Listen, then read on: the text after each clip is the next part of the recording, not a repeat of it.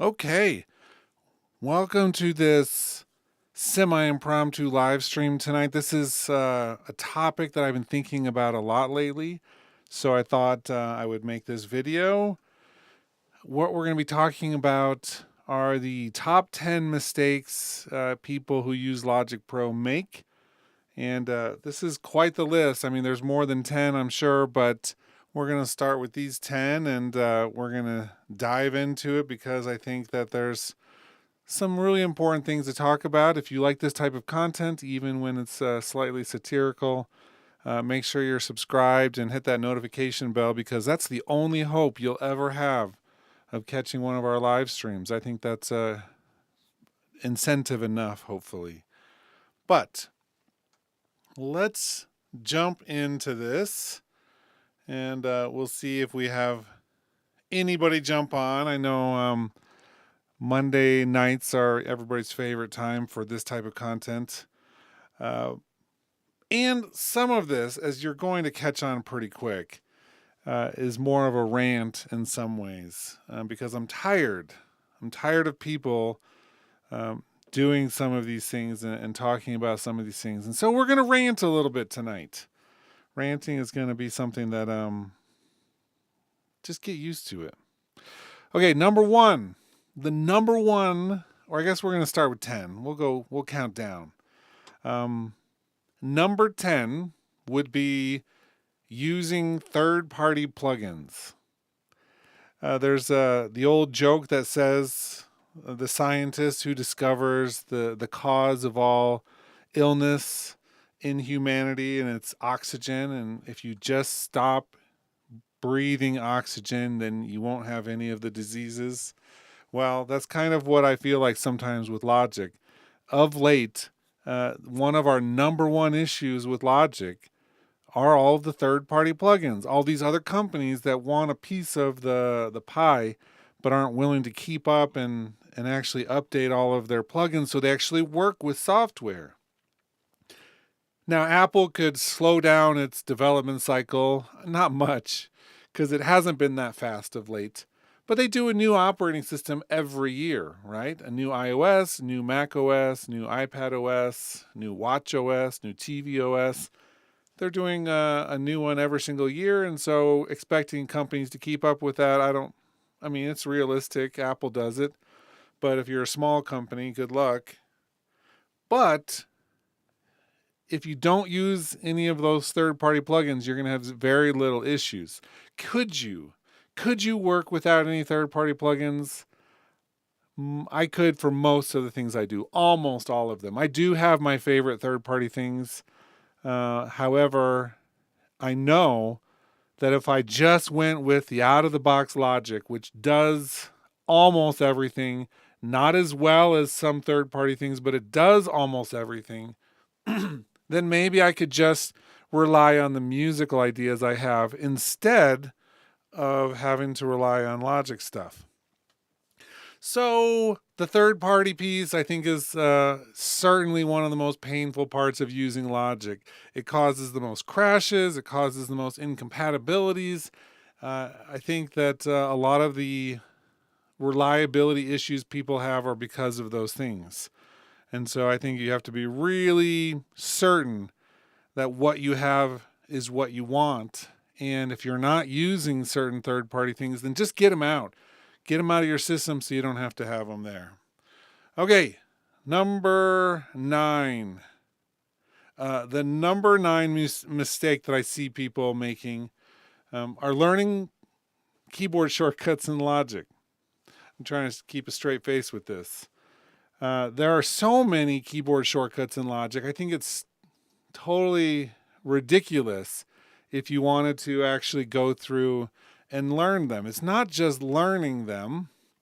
Here's all of them, or all of the options. You'll see which ones are assigned and which ones aren't.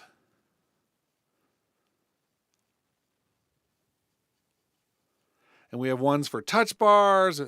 We have ones that we can assign to MIDI inputs. We have right now currently 38 conflicts. Some of these are just in certain windows. Some of them are for the overall global program.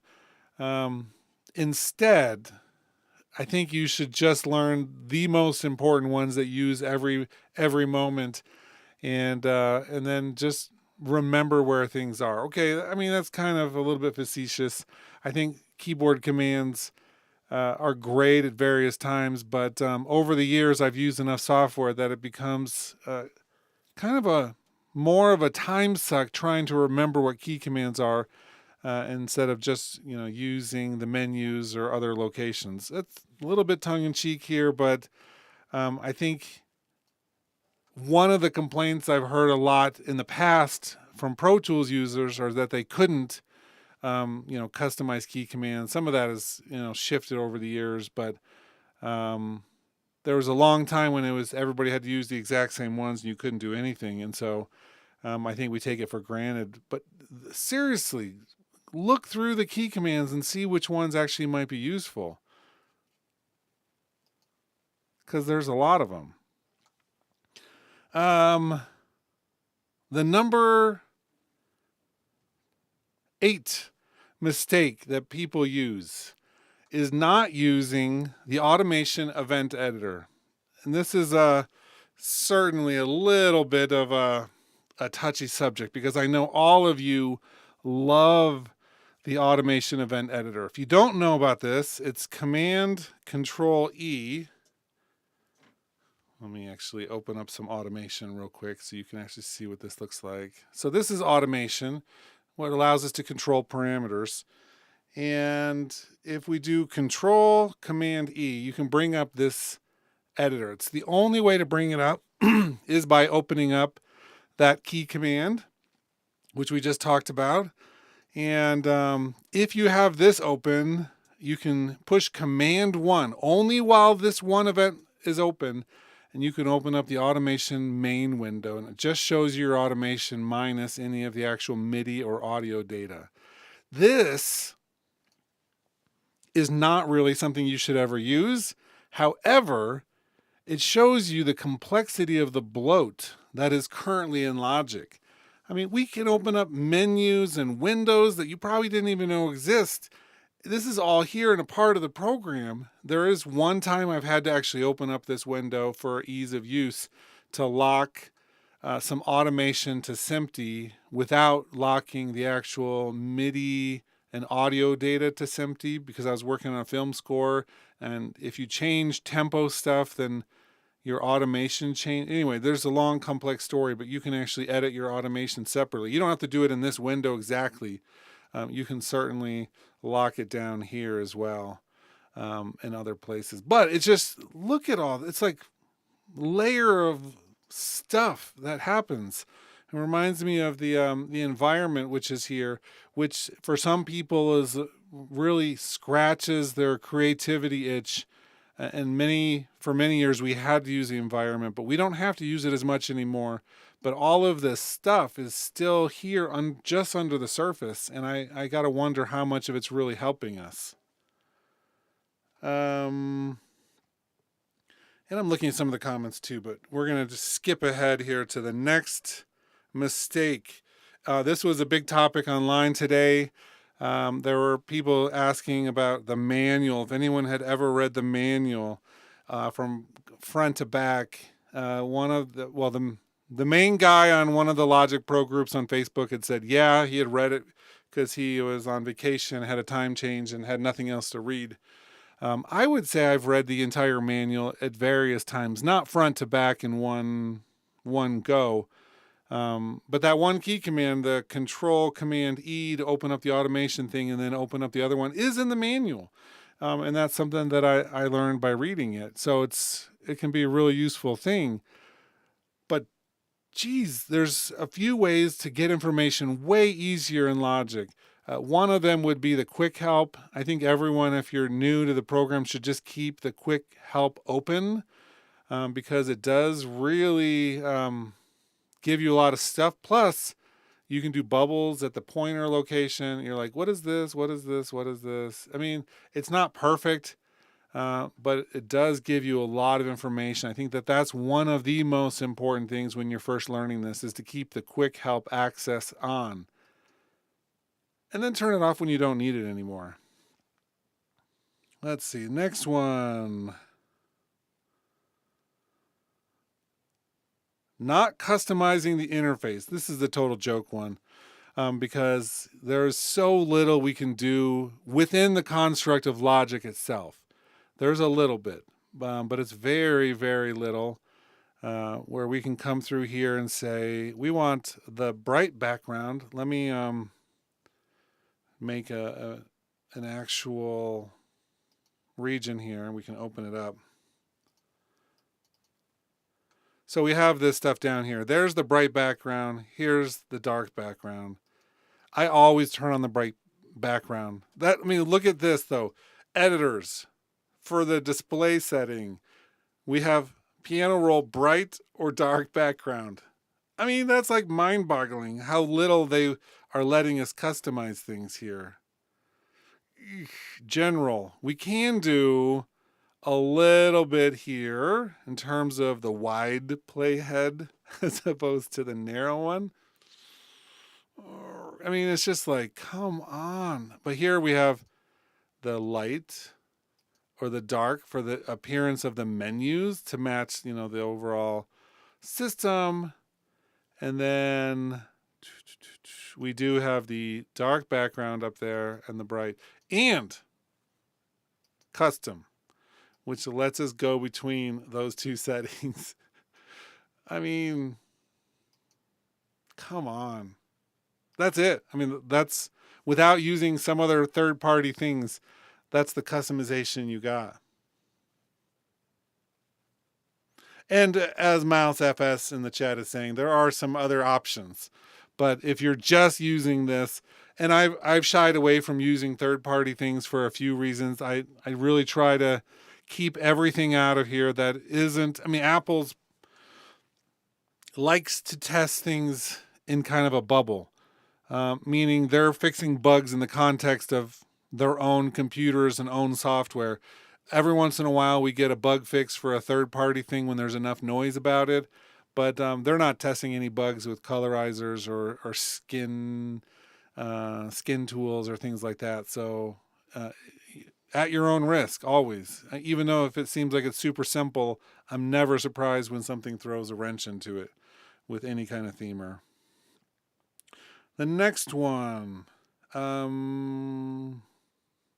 with the drummer, and this is an actual legitimate one, there's two different workflows.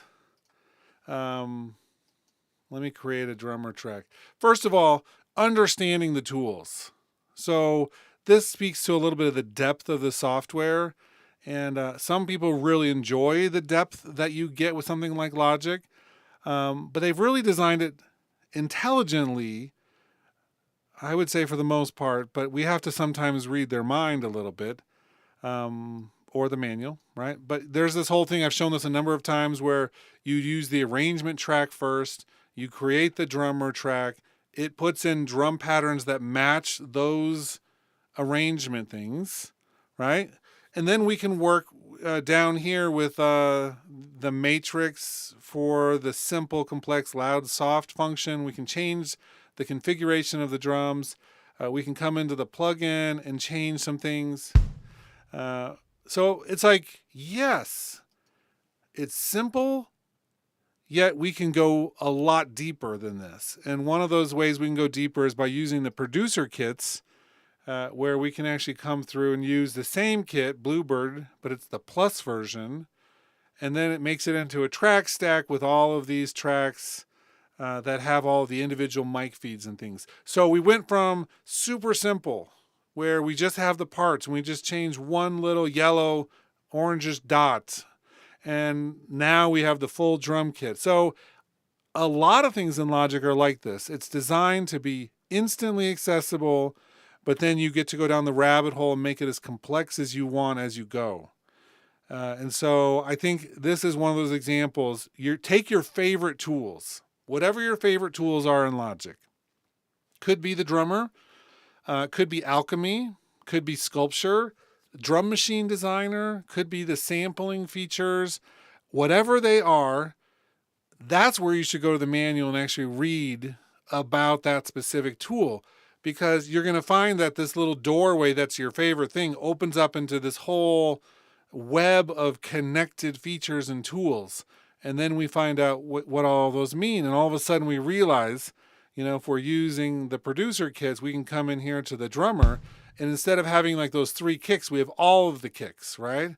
And then we can go through and change the leakage and the overheads and all of those features as a part of that. Plus, we can come down here and process each of these things individually. So I can put a compressor on one of the room mics, or I can, I don't know if I need to gate anything because it's all isolated, but, we can do more with side chaining to various instruments because it's all separated out. So the kick can be a side chain for the bass and so forth. So we go down these rabbit holes and we figure out more about it. Or all of a sudden you're like, I love the drummer tracks, but I don't like the drummer kit. And so we come through and we're like, let's use like a third-party drummer that we like better, but I still want to use the functionality of the drummer track, which you can. And even if it doesn't map exactly right, we can use various tools here. So let's go back to the main one where we don't need all those individual things. And we use the MIDI effect scripter, right? And under scripter, we say we want the drum kit remapper, or the drum kit designer embellishments, or the drum kit designer V-drum compatibility, or the drum probability sequencer. And all of a sudden we have 4 more, and then some others, but 4 more tools that help us create like the perfect drummer thing in conjunction with a third-party tool. So I think that there's a lot of like avenues for each of these tools, but you have to like start by saying, oh, the drummer is actually one of my favorite concepts, but I want to learn how to use it fully. And so you go through. A lot of people pull up a drum kit and they say, well, that doesn't sound good.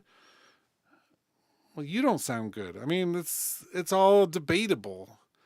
And so you have to actually go through and dig a little deeper with all of these concepts, because you're going to find out, oh, I don't like how hard that kick is hitting. Let's put a compressor on that and an EQ. And it's not just any EQs either, right? So we pull back into our producer kits. You're like, I just wish that really slapped a lot harder, that kick. We open this up, we go to the kick, right? And we say, oh, we have this one. I would, interesting. I'm not going to use the Pultec emulation on a kick drum that often. I really like, for instance, the API emulation. And so I'm going to use this. I'm going to use the drive on this, which has the punchy mode, which is like the character, theoretically, of an API. And I use this on my snare or my kick or whatever. I know it's a graphic EQ, but it's still a really nice, functional, great sounding equalizer. And we've got a couple of these on campus, and they're like the real ones, and they're great. They're something I reach for and use. They're awesome. But I can now put that directly on my kick instead of having to just accept the drum kit sound for what it is. That's the depth that comes from it. Let's see, the next mistake. I actually put this down. This is, learning the environment at this point is a mistake. I still have students and people asking me, do more about the environment, I think, no, don't. I'm not going to do anything about the environment. The environment has a very specific purpose. And it's like I can do certain things in the environment, and there are people who can do a lot more in the environment, but they're all like the dinosaurs going extinct. And there's not a lot of reason to put capital in a club to keep the dinosaurs alive. So you can do things in there, and people have very specific reasons. I get to the point where I'm still using it. You can't even get there from the menus anymore. You just have to do Command 0. And I use this primarily when I'm looking at the clicks and ports, the click imports, the click being this thing right here. But here, I use this, excuse me, if I'm having trouble with my keyboard or a MIDI controller that I've got connected. And so I use this to troubleshoot or to put something in the chain. So say I want something in here, I can put it between the input and the sequencer input, and then it does, it can change the MIDI data, transform it. Every once in a while I still do that, but most of the time, the most common functions that we have, whoops, I don't want to open that. Let's see, I wanted to, MIDI effects, and we use the modifier. I think I'm going to mute for 1 second.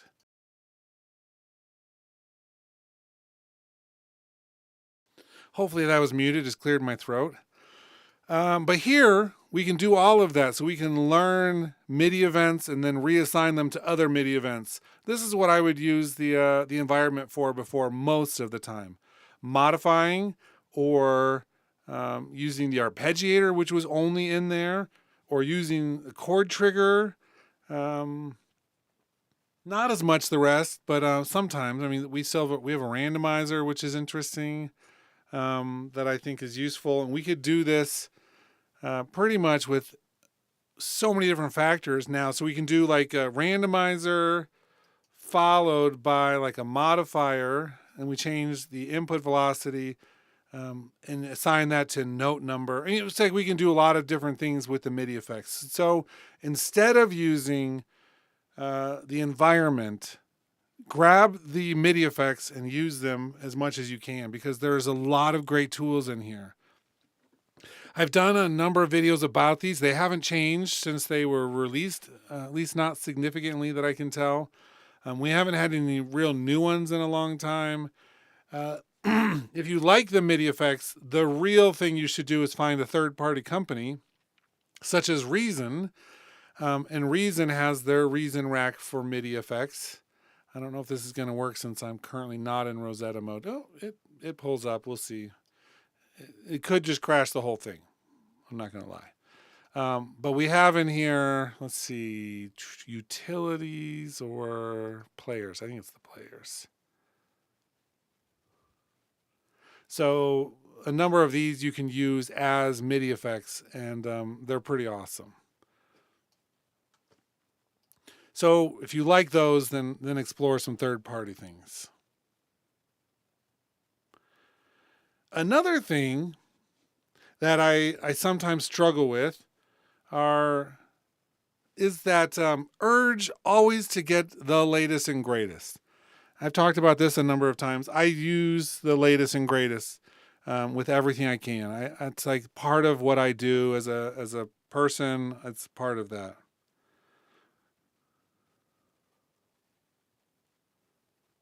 But I don't think it's a problem to also feel super nostalgic for some of the old stuff, right? I don't think that's an issue. And so one of the things that I always tell people is if you used to use Logic and you miss a plugin that was part of Logic, it's probably still there. Because we do have, let me turn off those. We have a lot of the old stuff still just right out in front. In fact, the ES1, I mean, this, when it was back in the day, was like state of the art. Everybody thought, oh, great, it's the end of synthesizers. The ES1 is amazing.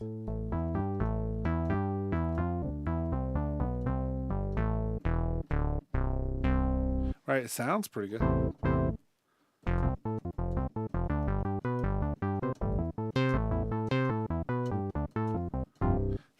That default patch, it's been there a long time. So the instruments are still here, and some of them, if you're feeling nostalgic for it, just because they're not the latest thing doesn't mean anything. I mean, they're still like really useful.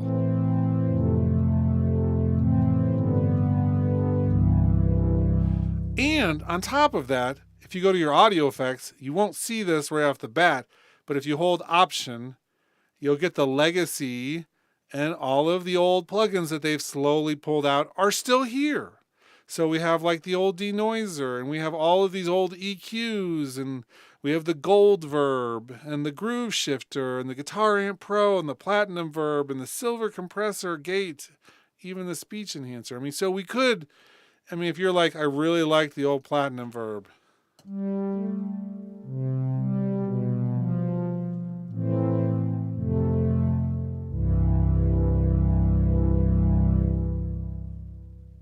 Part of me wonders if any of these turned into Chroma Verb or if they bought that from somebody. I don't know the story of that. Maybe somebody else does.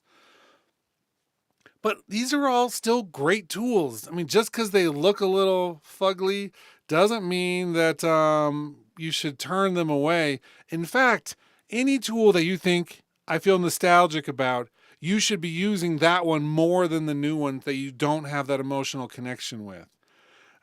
Who cares if it's not what is the cool thing on the block? If you feel some sort of connection with something, you should be using that way more than you probably even realize, because that emotional connection in music is far more important than just having the latest and greatest tool. You don't need the latest and greatest ever. The latest and greatest can be nice. There are some things that I love that I find I get the results I want easier when my priority is being efficient. But when it's not being efficient, I pull open the ESE. There's so much with some of these old tools. The EFM1, which I really don't like as much as the DX7, but it's one of the FM tools that we have in here. You can come up with some really cool bell glass-like sounds. And then Sculpture, which I still like more than Alchemy, because it speaks to me as an instrument, and Alchemy just is always reminding me how much it can do. I love Alchemy, don't get me wrong, but Sculpture is like a violin or something, and Alchemy is like a science lab, so there's different reasons for different things. Okay. Let's see. Number 9, mistake. People who think GarageBand isn't any good. Until we have a version of Logic that works on an iPad, which I don't know when that's going to be. But it's going to happen, some version of it at some point. There's no way it's not going to happen. I think Apple right now has said to all of their pro teams, get this all ready. We need a jump in iPad sales. We're kind of really hanging back. We got the hardware and even kind of the software in a really, really prime location. Now we're ready to sell like a gazillion of these things again. Let's get Final Cut and Logic Pro and really those are the two big ones. Let's get those just really dialed in for this format. We're going to do that. And how many of you would go out and buy an iPad Pro tomorrow if Logic fully worked on it? Right? How many of you, that would be your next computer? Anyway, back to the GarageBand part, which, by the way, has features and has regularly had features which Logic doesn't have. It has things in there. And GarageBand, by the way, has not been really updated in any significant way for much longer than Logic. It kind of sits there in the same basic format that they had to make so limited because the iPad could barely run it. And now they haven't changed it much. It's very successful. People still use it.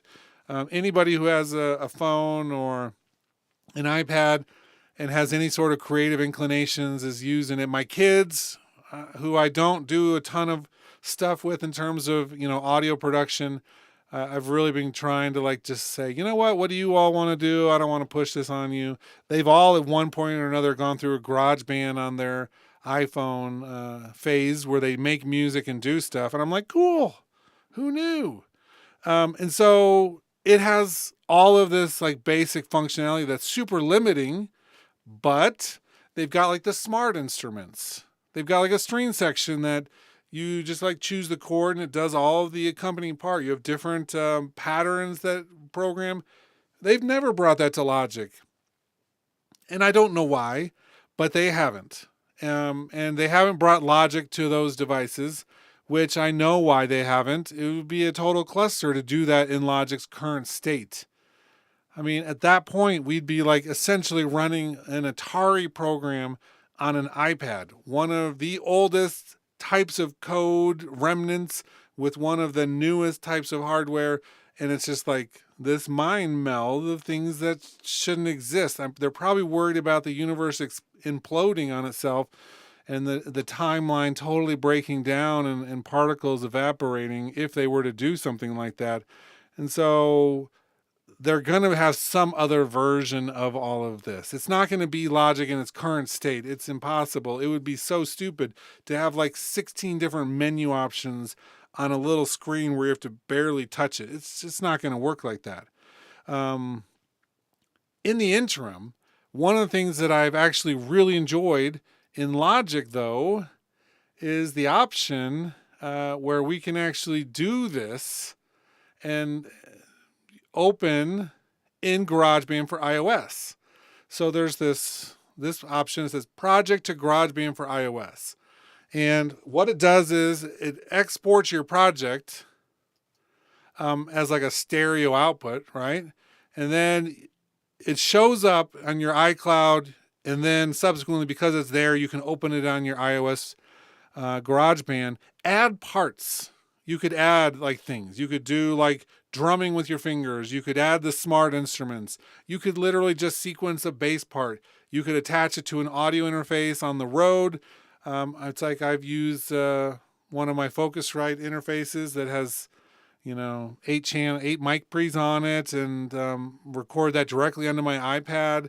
And so they're decent preamps, and you could record straight in there. And then once you hit save and you close it, you go back into Logic and you just open up Logic with that project. And it's like, hey, I've noticed you've done some work on your iOS. Do you want to import that stuff into your Logic project? You can hit yes, and it brings it all in as separate tracks.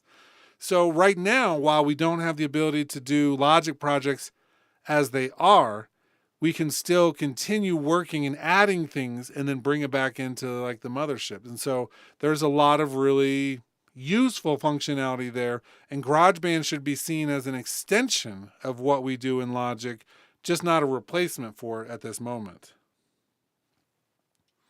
Let's see. Flow Dojo says, when I export Logic into GarageBand, not all the tracks show up. They just bounce the project. That's it. That's what I was just explaining, Flow Dojo. It doesn't bring all the individual tracks. It just does the one. Now, for anybody who's has a few minutes, you could do this thing where you solo, if you have like, 10 tracks or whatever, you just need to do 10 different versions to GarageBand, and you can put them all into one project over there. I mean, there's ways to get around it if you have a few minutes to consolidate all the tracks you want. Or you could just export each of them and bring them in across the iCloud in a different way and bring them in. There's like a dozen different ways that probably are easier than what I just said even, but awesome. So think of it not like as a limited tool, but think of it as an expansion of what you might do. And it's easy if you're going to be like performing or something and you have a backing track, just, send it to GarageBand like that, make that your backing track, add the other stuff as you're performing. You can hook up a microphone to it, and it's kind of like a mini main stage in many ways. And 9 times out of 10, it's super reliable. Close all of your other apps. But it's generally really reliable. I've rarely had it crash on my iPad. Okay, let's look at, we're on the last one of the 10.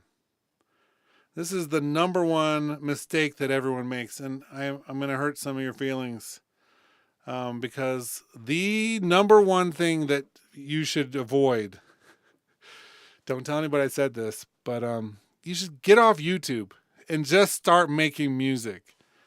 It's like get off the forums. Figure out a system to figure stuff out. Obviously, if you're stuck with something, you need someone to go to. But otherwise, the number one thing that people are doing wrong is that they're just not doing the thing. They're not making music with this tool. I learn more by creating than any other way. I could read the manual all day and it wouldn't teach me really what makes sense to me. You need to get in there and just be like, I want to make a song. I think everyone should have a goal for the rest of the month. What are we on? We're on the 10th right now. For the next 29 days, or no, 20 days. For the next 20 days, make one new song every single day. Not just start a song. Don't make another 8-bar loop. Make a full song from beginning to end. Intro, verse, chorus, whatever format you want to do, from beginning to end. Add the percussion elements, the bass elements, the pads. Make a melody and a counter melody. Add, all of the harmonic elements, and, start to do a mix. Pan it out. Add reverb, compression, equalization. Use panning motion on things that need it. Add interesting guitar parts, and do it all. Add the vocals. Even if you're not a great singer, I'm not a great singer, I still sing on my songs. I think if you do a full song every day, like say for the next hour, each night you say, I'm going to set up aside an hour. You don't have to do it the rest of your life, but if you did it for the rest of April, and you made a song every night, at the end of that period of time, at the end of April, there would be things that you could teach me about Logic. Some of you could probably already teach me. I'm not trying to suggest that, but there would be things that you would know that you had no idea that you didn't know, because you had gone through and figured it out. You'd say, I have this idea. I want to do this thing. And how do I do it? Go on the manual. Look at the help menu. Do a search. If you really have to, go onto YouTube. But just go for the one thing you're looking for and get back off. Or go on, Facebook or Reddit or wherever and say, hey, everybody, I just need help with this one thing. A Google search wasn't helping me out. And then get back to the making the music part. If you did that, one song every night, some of it would suck. Some of it would be mediocre. Some of it might be amazing. Because the creative process is something that doesn't just magically happen. It's like a muscle you have to exercise. How many of you have gone bowling after not bowling for a long time, and then you walk away thinking, oh my gosh, I didn't know I had muscles there. And then you can't walk straight for a few days. That's what it's like if you did this.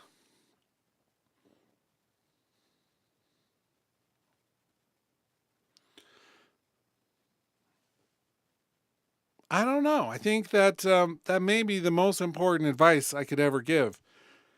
Is just exercise those muscles, the creative ones.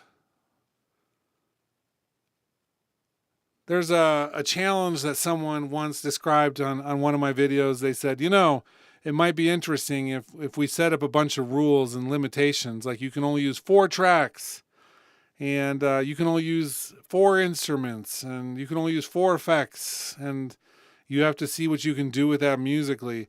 I think that's a really good idea. I think sometimes, going back to the very first thing I talked about, which is third-party plugins, sometimes we are hoarders of these tools.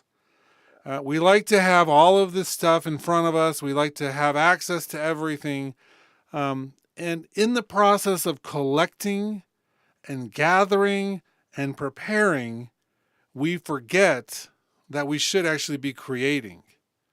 That's one of the hardest things, is transitioning from thinking I need to know more about the software to I don't know enough about the software, but that be damned, I'm going to actually just use it. I'm going to use it all the time. I'm going to use it endlessly and figuring stuff out. And over time, here's what happens. If you start watching a YouTube video at the very beginning of this process of learning a piece of software like Logic, half or more, 2/3, maybe even 90%, you're not going to understand what they're talking about. I get this all the time on videos. It's like someone says, whoa, you didn't explain how to even get to that tool. And I say, put your phone down. Put your phone down. Stop watching videos that are way above your head and go mess around with the software for a month. Go make a song in there, even if you don't know how. And at the end of that month, come back and rewatch this video. And if you still don't know what I'm talking about, then go do another month. Go use it until you figure out what you do or don't know. Use the quick help thing. So every time you hover, it's like you're going to see exactly what things are. So let's turn on the quick help. You're like, what is this? MIDI effects slot. I mean, I can't tell you how many people have asked me when I talk about MIDI effects, you never showed where to get the MIDI effects. I mean, I did show, but I probably went so fast and didn't stop and explain it to the noob that it looked like magic, right? It looked like magic to them that I could just open up this MIDI effect without ever doing it. And so that becomes the challenge. It's like, how do you figure out how to get to those most basic of things? How do you get past that little bit of the gap, the knowledge gap of not even knowing where the effing buttons are into making this grand production? Buying Isotope plugins isn't going to help you. Getting a Wave subscription isn't going to help you. Getting any of those third-party tools, no matter how cool you think they are, or whichever of your favorite producers use them, none of that is going to help you because you don't even know where to load it up and how to use it. Use the default. And in some cases, go back to GarageBand. Use GarageBand. Don't even spend $200 on something like Logic until you can figure out okay, I need to push a button before I can record. I need to arm a track, which that term, what does that even mean to somebody who's brand new? Arm a track. I mean, there's a lot of ways you could take that without knowing it. And then you have to push another button someplace else to actually start the recording. You have to know that there's these step after step after step. And once you learn that basic, and then you're learning, oh, I can now change the sound by adding a process to this. I can add a space of a room. You learn what's possible. And then you eventually graduate into something like Logic where then you're like, I'm doing MIDI. I need to be able to quantize. I want to use the groove track. I want to be able to manipulate the data with an arpeggiator or a chord track. All of a sudden, you know now where to load the various pieces in. You know kind of what tools are out there. And then each time you look in that menu, you think, I want to be curious today. I'm going to load up the note repeater. What does the note repeater do? What does the randomizer do? It's you have to be willing to be curious about this stuff. I would say one of the number one things I run into either with students or, people watching videos on the channel or just professionals I'm working with, the very best ones are the ones that are curious. That from day one thought, there's a puzzle here that I want to solve and I'm going to solve it. I'm going to figure it out. It's look at all these parameters here. Look at all these things that are there. What do they all do? I want to know what every single one of them does. And then they go to the manual or they go to something online or somebody else has been talking about it. They go to a friend who knows and they're like, what does this do? What does this do? What does this do? It's that curiosity is the thing that's going to be your greatest asset. The ones who are the worst, and the worst, I mean, just like average people, they're not actually bad. But the ones who are the least advanced in the progress of mastering this stuff are the ones that have no curiosity. That's it. Okay, we've lost almost all of our audience. There's a few of you still watching. The ones who are awesome, obviously. The ones who are curious. And hopefully the rest are like, dang it, he's telling me I need to go use Logic. I need to get off this live stream. And that's right. You should. You should get off this stream and go make a song. The three of you who are watching, you got to promise that that's what you're going to do. Is you're going to get off this stream and you're going to go make a song. Unless you're like on a bus heading to work someplace, then you're excused. But otherwise, you know what your job is. That's it. We're going to pull this stream. We're going to certainly pull the plug on this stream now with these top 10 mistakes people make. Number one, of course, being stop relying on wasted time on social media. Instead, spark your creativity and make something great. Have a great night or a great day. Talk to you later.